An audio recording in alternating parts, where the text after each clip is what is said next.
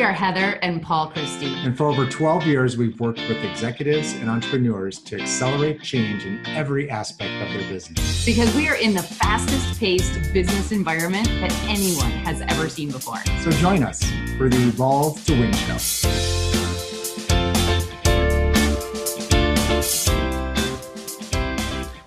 Hi, and welcome to another Evolve to Win show with Heather and Paul. And our guest today is Jessica Pettitt. Welcome, Jess. Hey, Jess. Hi.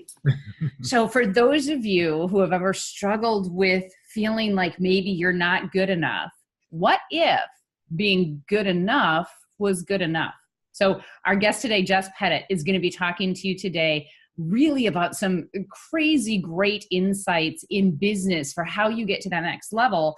And, you know, I don't know about, yeah, I do know about you.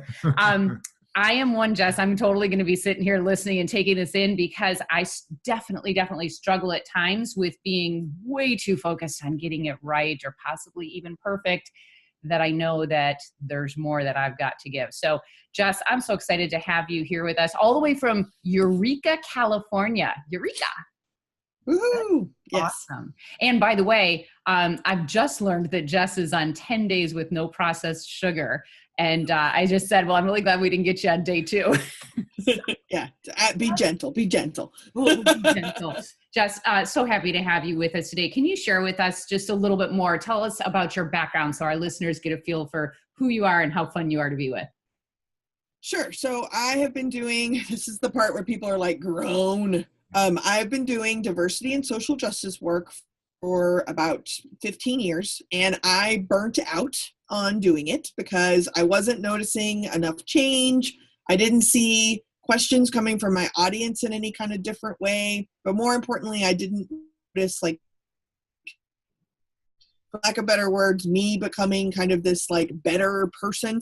And I think that diversity trainers in general, like myself, who created this kind of politically correct movement and all that kind of stuff, really were creating external things instead of doing their own work.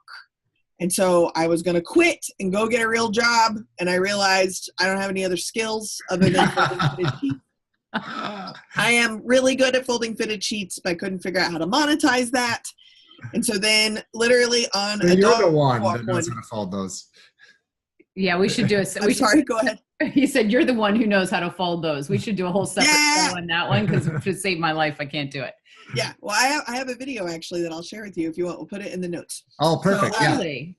Yeah, it's super popular. It's weird. But anyway, so I was on a dog walk one day and we were talking about, this is 4 years ago now. So we were on a dog walk and my husband and I were talking about the Volkswagen van and how it's just this like iconic vehicle that has such a following and everyone's really loyal to it. And eventually they're going to be coming out with an electrical Volkswagen van. And so then we started talking about, and Heather, this gets to your perfection. We started talking about like, when does it come out? And should we wait for the second edition of the electrical Volkswagen van? Because then all the bugs will be worked out. Maybe we should wait for the third one. So then in this conversation, I just started talking like, when is the Volkswagen 1.0 electrical version good enough to go out, knowing that a 2.0 is coming? And then I couldn't get that out of my mind. And most products have a 1.0 release and then very quickly a fix. But at what point, what's the tipping point? And what I realized is that one of the biggest problems intersecting diversity conversations and business conversations around leadership or people just being creative and trying to innovate new ideas is that we don't allow enough space for the like, yeah, let's try this, knowing there are going to be bugs. And that was kind of what started everything. And I completely pivoted and have now created this Good Enough Now message to really help business leaders succeed. Okay. So I already love it. I already am anticipating a lot of where you're going with it. And I want to know how that relates to diversity. So that's the subliminal part, right? So if I came on strong and say like, this is a diversity training, like there's a really good possibility that someone's already like, oh, I don't want to listen to a podcast about a diversity training, right? Because I don't either. I've been to too many horrible ones. Yeah. But what I've noticed is that this kind of this this elevation of expectations, which I do think is connected to perfection, of exceptionalism, and like I should have eagles like flying behind me. What it does is it doesn't create space for failure. Is a significant part of innovation and creativity. You have to be able, that's why things have erasers, and you can like backspace and try again, or you can 2.0 something. And what I find when we have really contentious conversations around different topics, as soon as we realize that the other person has a different opinion, we're done. Like, we've done that. We've already had that conversation. We don't come with the eraser or the let's try this again 2.0 version. We just unfollow, unfriend, block, no, skip, delete, whatever. And so I see that connection, and I think that we need to be a more compassionate, but we need to be able to provide space and grace for our own mistakes, because our trying is actually good enough often. And often we don't even put ourselves out there or voice an idea because we haven't worked it all the way through to know that we're 100% successful. And I don't know that business products or business innovation ideas, things like that, are ever 100% successful. They're pretty good with a decent chunk of the market that they're targeting. So why does business get to be pretty good, but use the language of exceptional, superior, blah, blah, blah, whatever, growth based, but we can't do that with each other in the grocery store.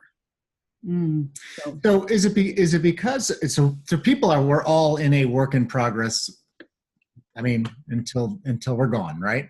And what I notice now is that people are, especially at the workplace, more offended by comments than they ever have been before. And so people get offended. And what happens then is being offended is about really having an emotional reaction to something, right? So this emotion comes up. And so is it that people are not as emotionally intelligent enough to be able to control those emotions in this conversation? So what's interesting is I don't know if it's emotional intelligence combined maybe with a sense of entitlement, combined with the reality that when somebody does something offensive, so I'm not a lawyer, I know I'm talking to some, I was a ceramics major, right? But we are not same, pretty much same. Yeah. I make coffee mugs, you change the world, whatever.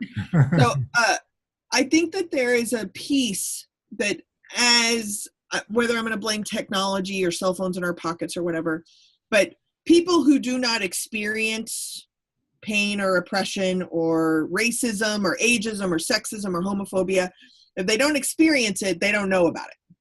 But we live in a day and age where if I don't know something, I no longer even have to type into Google. If I'm in the right home, I just say, Alexa, like, what's that actor's name that played the bad guy in Breakfast Club, right? Judd Nelson, right? Like, we don't even have to like think anymore. Right. So I think that creates a space of entitlement that we should know everything. And if we don't know everything, then it's not real. And the reality is that people have different lived experiences. And by having different lived experiences, you're going to have different experiences that you bring into a conversation that lead to different perspectives. Duh. This is not rocket science, people. However, because we're used to having all the answers and we're used to knowing everything, and we're also working, ideally, in a place where we're supposed to be perfect and amazing and incredible and better than everybody else, what ends up happening is I think we get offended or we get offended. And I'm using air quotes on one and not on the other, because I think the idea of freedom of speech, and I actually support the First Amendment, even though I'm a super liberal, I actually support the Constitution and think it's a pretty good thing. But being offended is not protected. Being able to speak is. And what we need to be able to do to have protected speech is to provide more speech. So we get offended and we just want it to be done. Excuse me. I don't want to be done. I want to stay in the conversation, because that's the point of being able to exchange ideas with curiosity and generosity, not just winning, I have the answer. Jess, I love what you just said about curiosity and generosity. I think, what happens when people get offended, the only way we can be offended is we have to first make a decision that somebody's done something wrong. They've said something wrong. So we're just in a place of being judgmental. And this concept of curiosity and generosity, if we started at that place, going into any conversation, I think there would be much less chance of having an emotional reaction, because rather than seeking what someone's doing wrong, you're actually seeking to understand someone. You're curious. You want to know what they think and why they think. That's a very different way of being, and I really love it. Yeah, I think that a lot of times, and again, I'm blaming social media, but it's because we can instantly respond and leave and then come back and leave, and we're not actually making a connection. I think there's a distinctive difference between a conversation, or chat, a conversation, and a connection, right? And in order to really make a better connection with someone, I have to start off with, this person is going to teach me something. Mm-hmm. I'm here to receive the connection, right? Not just you with all my information because I'm right. I am often right.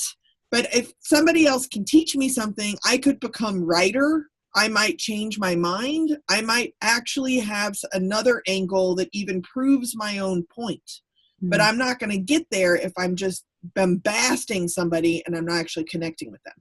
What I think is really important about curiosity and generosity is that it's almost a posture, like an energetic posture of how you enter that connection. Uh-huh. So when I work with CEOs or, fancy leader people who are managing 1 million people and they have $1 billion budgets, and very important, they haven't connected with anybody in such a long time that wasn't over some business deal. They're really lonely. They're burnt out, and they have no actual connections. They have a lot of responsibility and a lot of stress, but connections, I think, are kind of the antidote to that.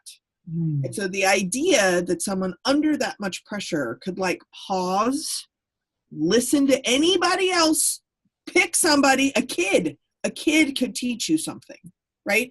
And if we can do that, if we can practice that curiosity and generosity, it's a shift in us. Versus kind of the old school diversity training of that we should never, ever, ever, ever, ever make judgments and assumptions. We make judgments and assumptions so that we feel safe and prepared for this conversation. But can we leave room for edits in the story that we've already written before we make the conversation happen? Can we leave room for edits to actually have a connection? I think that's how better leadership, better supervision, better management, better mentorship, how that happens for free. And then as that happens, that leads to better creativity, better use of resources, better teamwork, etc., because there's that space. And by having that space, people can be good enough to try. And it's affirmed that they might have something to learn, but they, more importantly, might have something to teach. That's actually empowerment. Yeah, and let's and that's a great point. And let's face it, in the workplace, I don't think that there's a ton of judgment on necessarily what people, and everybody at a certain point, and I know I've watched a couple of your videos, Jess, on, when you open up on your keynotes and say, everybody's judging everybody all the time in the beginning, right? But until you get to know somebody, until you get to hear what they have to say and the information that they bring, and that's something that you can learn from them, do you really start to appreciate them as a person? We as human beings are judgment-making machines. We are going to judge every single thing we think. You cannot tell somebody that you can't judge that person anymore, because that's just what we do. I mean, automatically. It's called making decisions, right? I mean, your lived experience informs those decisions. When you bought that lovely sport coat, it was next to another sport coat you didn't buy. No, I did buy that one too. He bought both. Okay, great. Maybe there was a fourth one or a fifth one. Sorry. But it could be even the same fabric. There are times where I have bought something that is the exact same fabric, but I bought a different one because the fabric was lined up a little bit differently, or just recently I bought a pair of shoes that have flamingos on them. Nice. And so I wanted the most flamingo for my buck, right? So I switched out left and right. We do that like it's not a problem, but we do that with people. We do that with resources. We do that with our relationships. And whether it's online or in person, it has an impact, and we're responsible for that. Well, your concept about saving room for edits, I want you to talk a little bit more about that, because to me, it has to do with not worrying so much about being perfect or excellent even or superior, but just trying. So this is where, what's going on in the back of my mind when you say like trying is good. I don't know who originally said it. I think I've looked this up before, so I don't know who to attribute it to, and maybe you do. I've heard someone say trying is just an upfront excuse to fail. Like, there is no try, there is only do. That's some Star Wars thing, right? So people poo-poo try all the time, saying it's not enough, it's not good enough. If you say you're going to try, you're never going to do it. So what do you say to those people? Sure, you're totally right. And not doing anything has gotten us where we're at. Oh, yeah. Right? So like trying for some people is really intimidating and really scary. And that can be related to lived experience, mental health issues, intimidation, all different kinds of factors, right? Those are real. But what would happen if you tried to try? If you tried to try, it's at least forward motion. It's like the starting point of momentum, right? Like I use an example a lot of that when I'm dealing with associations or organizations. Like we all know that there is a house on fire, right? Like they wouldn't bring me in if there wasn't a problem that needed to be solved. Right. There's a house on fire. Great. Are you mowing the lawn while the house is on fire? Because that's not really helping, right? You can pick up the garden hose. Garden hose is probably not going to put out the house fire, but at least it's the correct activity. Right. Like, that really matters. It really matters that someone is trying. Even though they're not going to reach success 100% of the time, they're doing the right activity, and it has a lot less negative impact than someone mowing the lawn while a house is on fire. I've just got that image. I think that's burned in my brain now. No pun intended. Yeah, no pun intended at all. So one of the things that I like about some of the keynotes that you've done that I've watched is that you bring humor to a lot of your trainings. And so how did you get started in that, and why did you decide to intertwine that into your way of presenting? Well, I guess first, as I grew up in a funny family of storytellers. So now that my parents and grandparents have all passed away, my brother and I have a rule that if we both remember the story, we think it's true. But we don't really know that, and we don't have anyone to like vet it with. But if only one of us remembers it, then it can't be true. That's our new rule. Okay. But I think that when you talk about really personal things, so I mean, even the concept of curiosity and generosity, that really gets to individual vulnerability and authenticity, which are often words painted on walls, but not really talked about because they're too personal. When we start talking about diversity and social justice issues, it's too personal.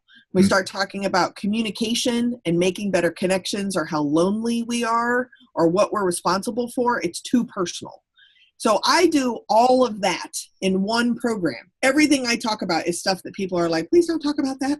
And then I only use examples from the topics that my grandmother said you're never supposed to talk about, right? So I'm doing really personal work on topics we're terrified to talk about. So the only equalizer I have is laughter. So if I can use humor, then I can actually get to a different, more personal place, because if we can laugh at something, that's the great equalizer.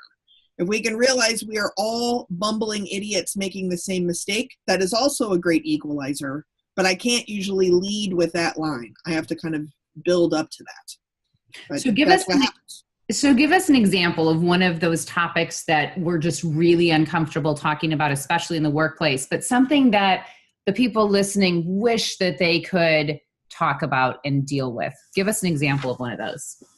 Well, so this is May 2018, and even though it has been over a year, the last presidential election is still something everybody is talking about and no one is talking about because you're not allowed to talk about it. So the reality is that every single registered voter in the United States did not vote. Only a small portion of them did. And of the people who voted, regardless of who they voted for, most of the people who did vote, which is not most of the people, but most of the people who did vote, voted for someone because they were not the other person. Great. Now we have something in common. We can both talk about how we feel disenfranchised and how we were stuck voting for somebody because the other option was not an option. Mm-hmm. Why can't we talk about politics at work? But it's because we can't get through all that other stuff, or we're not leaving room for edits or listening to someone as if they're wise. And so we think if somebody voted for this person, then they're this. If they voted for this person, they're this. When in reality, we're really complicated people, often motivated by exactly the same thing. Yeah, and I think that the idea that everything has gotten so serious, everything. I mean, even comedians now won't even go on college campuses anymore because they don't want to offend people, because people, some people think they're funny, some people don't.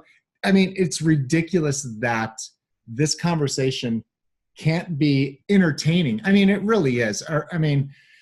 As strongly as I feel about my politics, I know that it's not going to make that much of a difference. I mean, unless I get totally involved and really want to make a difference. If all I want to do is talk about it to somebody, then and influence and try and sell somebody on my opinions on why I think something is right or wrong, that's great. But how much, for me, it just seems like unless you're going to actually get out and do something, then you don't have to take it that seriously. It can be talked about. You can have that conversation because you're really not making that much of a difference anyways, other than just talking to somebody over dinner or having a conversation at lunch or in the workplace. I think, again, going back to the being offended piece, I think that there's a term in social justice universe called pile up, and feeling less than, feeling like you are invisible or silenced, like eventually that piles up and it's exhausting. And so when you're in another conversation where you're like, oh my God, this is happening again, like when that's occurring, what I think is really important is that, first off, lots of groups feel that way. And so you can actually connect with one another about feeling unwelcomed or silenced. So whether I'm talking about trans women in the workplace or I'm talking about evangelical Christian libertarians, they both can feel silenced, but rarely do they come together and say like, oh, wow, okay, like we are both feeling the same pain. Unless you're Caitlyn Jenner, and then you're kind of both of them, right? So but we don't provide a lot of space for both of those complications to be in the same person, let alone these things that seem to be diabolical opposites actually having something in common. That pile up is real. And it is, we do not provide space for people to feel welcomed because we only provide space for people we like that are like us and our people. And that is becoming more and more and more of a problem, I think. But I disagree with you. I do not think that we are actually any more negative or any more controversial or any more polarized than we've ever been before. We're being told that we are, but in my opinion, it's because people are making money off of us being so polarized. If I say that I watch Fox News, now my Facebook heard me say that, and my ads are going to change because I said I have an allegiance to a cable channel, right? Like we're making money in marketing towards very specific demographics. And the reality is that looks polarizing. But what it's really doing is making us comfortable because we are reinforcing this echo chamber that we just live in, which is why ads, when I Google something, show up because you never did buy those pens you were looking at the other day. Sometimes that's really helpful. Sometimes it's super creepy, right? Can we intentionally make connections with people who are radically different than us? That is the only solution, is to intentionally do that. I think we are on the cusp of this thing exploding. I do not think that people are as divided as everybody, like you said, what we're being sold through the media. I think I walk around and when I have the opportunity to look at people, I think what's happening for me is that I'm seeing the diversity, the whole diversity thing out there, and it's so in your face now with so many different people that have taken on this topic, that what's happening now is it's really wanting me, at least personally, it was wanting me to interact more with somebody that I haven't ever interacted with before. So it's opening up, and I think what's happening is it's this force that looks like it's appearing to tear us apart is, I think, eventually going to just like it's actually going to bring us together in the end. In theory, I believe that is true, right? But I also have to remain optimistic, or I would never be able to sleep. But even if we move this into like professional speaker world, right? So I created a mastermind 4 years ago. We travel around to different National Speaker Association chapters, and we do our program on like how to form a mastermind, how to meet, how to make them really good, how to quit the bad ones you're in. Mm-hmm. And the question I always get asked when I put it together was, Jessica, you said that when you were picking the people to call, that you were looking for people who scared you. Why would you call people who scared you? And I was like, you're not ready to be in a mastermind group. Like, the whole point of a mastermind group is to be utterly terrified and supportive of one another, because they helped me grow my business. Mm-hmm. If I create a mastermind with my closest friends, that's called brunch. Like, right. The whole point is to challenge yourself. Be responsible for the challenges you present for yourself. And it's fascinating to me that people want to grow and they want to change and they want to be challenged, but only in a comfortable way. That's not how that works. Yeah, you think about how growth happens. Growth happens when we become aware of our blind spots, right? When we, if you knew what to change, maybe you'd just change it. But a lot of times it's not until you get in front of a group of people who are so diverse and they think in different ways that they challenge you to see things you never would have seen before. So yeah, I'm with you on that. Yeah, one of the members of the mastermind, Tom Singer, he always describes the four of us as we would never drive the same car. Chances are we would not even eat in the same restaurant. And we have become family, and our businesses are better for it. Awesome. Yeah. Anyway, I cut you off. I wonder how many people listening actually have a mastermind group that is as unique and diverse as you've just described, where the members of your group were not automatically part of your inner circle of friends doing the same kinds of things as you are. I would imagine most aren't, because they're like, well, I have to spend all this extra time. What they're annoying? Well, I don't like them. If I'm going to do all this, I'm going to do it only with people I want to hang out with. Well, good luck with your growth patterns then. Yeah. Well, ultimately, it's about, is somebody bringing you value, and are you bringing value to somebody else? That's what creates a relationship, at least a valuable relationship, as far as I'm concerned, is that I'm not going to spend time with somebody who doesn't stimulate me on whether, and it could be opposite of what I think, but at least it's a stimulating conversation to have a debate on something, but also to bring value to somebody, whether it's just words in your education or your knowledge in a particular area, or actually doing something for somebody. It's all about valuing the other person. And I think it's gotten to a point where people aren't even valuing other people. And a lot of it is because there's just things that are being said that are either just repeated by somebody else, or they are offensive to somebody in a real offensive way. But I think a relationship truly is all about what value are you providing to somebody. Mm-hmm. I mean, when I first met Heather, we belonged to a Facebook group together, and we joined up for an hour-long conversation once a month just to meet other people. And for a lot of people, they're like, why would I do that? That's like an hour of my life. Mm-hmm. And it's like, yeah, but what if you learned something? And what's fascinating is I have a coaching program, and one of my coaching clients who's paid to meet with me, his business is so busy, he doesn't have time for any kind of his own work right now. So he is just skipping meetings. He doesn't get them back. He's just skipping them. And it's fascinating to me is that how do you think your business grew in the first place? Like, yes, it's really busy right now. Great. What's it going to do 6 months from now? Because in our business, we have to look backwards and be, what did I do 6 months ago to get me to where I am right now? Right. It's really hard. And so that's why one of the things I say in business is that you have to ride two horses at once. One is the super egotistical, I'm the bomb, write your copy there, right? Like, I'm amazing. No one's better than me ever. Then if you realize you are on that horse, it is time to switch horses. This horse is the humble horse, which is the, like, I don't know why they're hiring me. I'm just here to learn. I'm here to help, full of gratitude, not imposter syndrome, but okay, sure, I'm happy to help, do what I can, right? And when you've realized you've been on that horse too long, get off that horse and switch horses. You have to be able to do both. Yeah. Yeah. Good point. Really good point.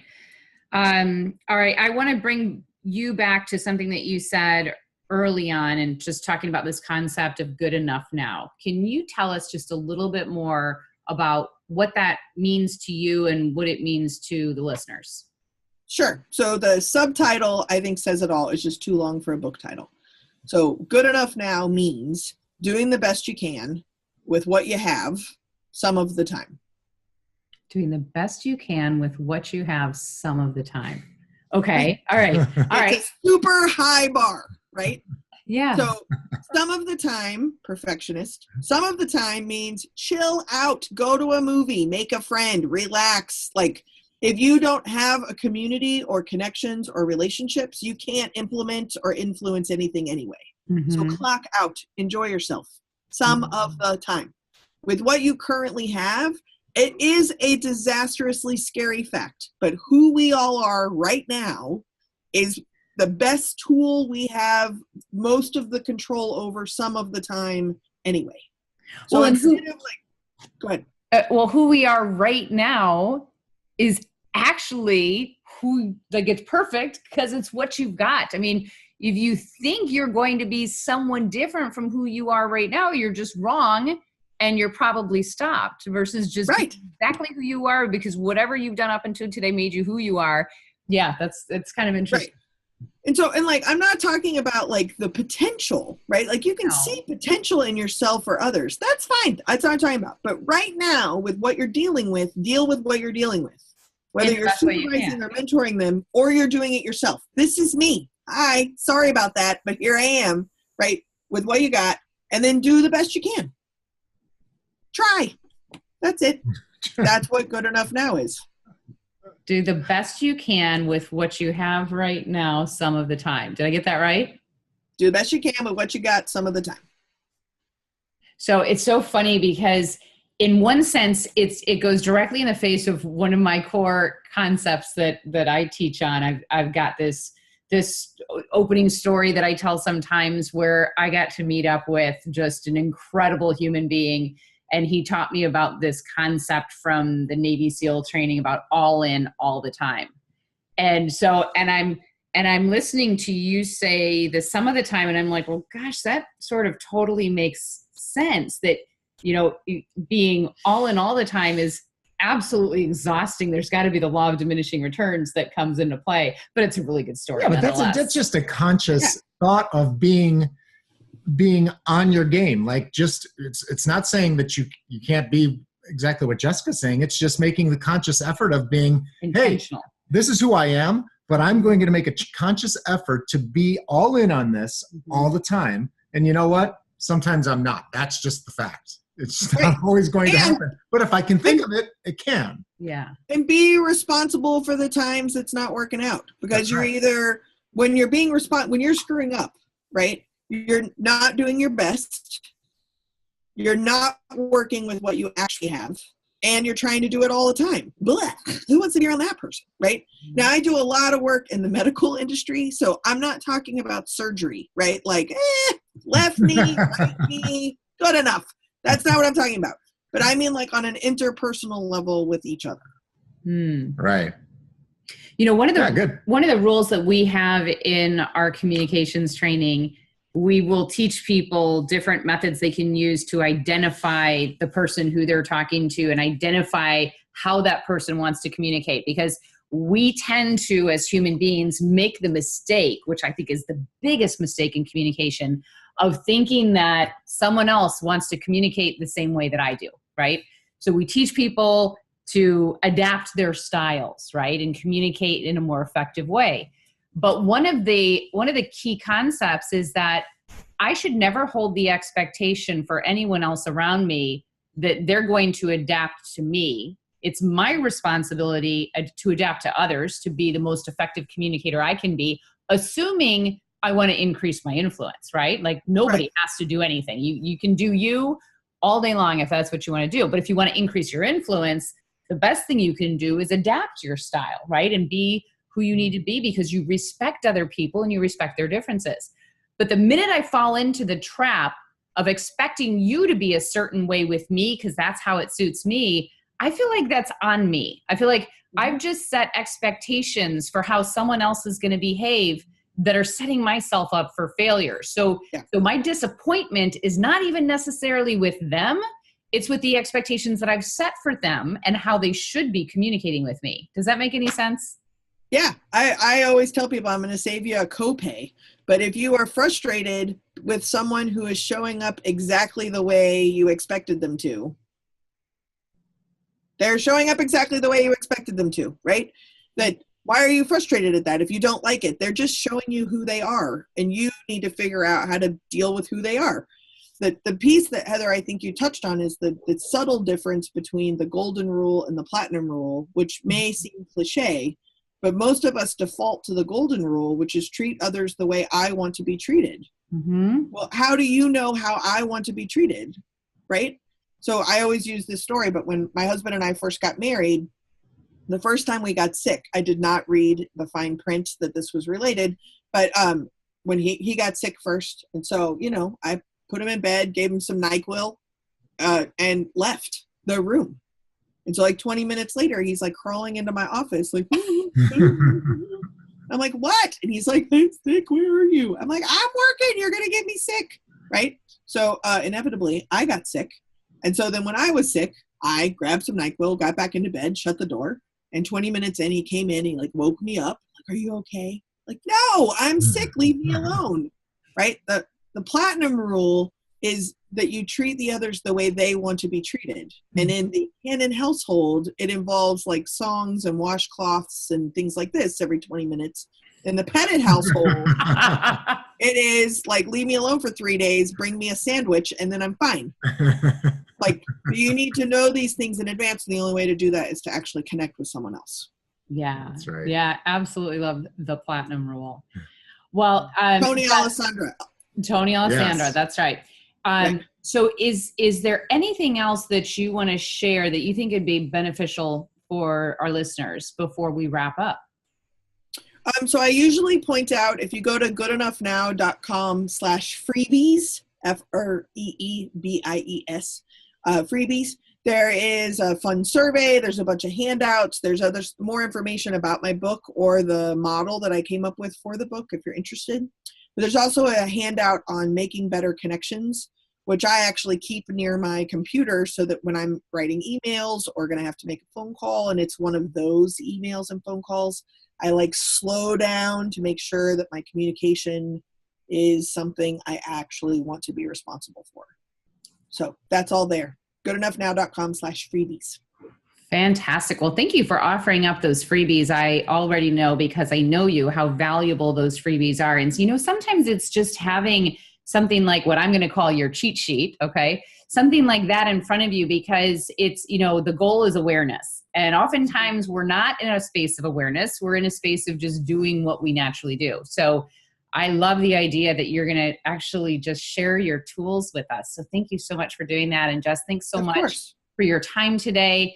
I can't wait to read your book. I haven't gotten my hands on it yet, but I am going to absolutely pick it up and I'm going to read it, and I really look forward to it. I love your message.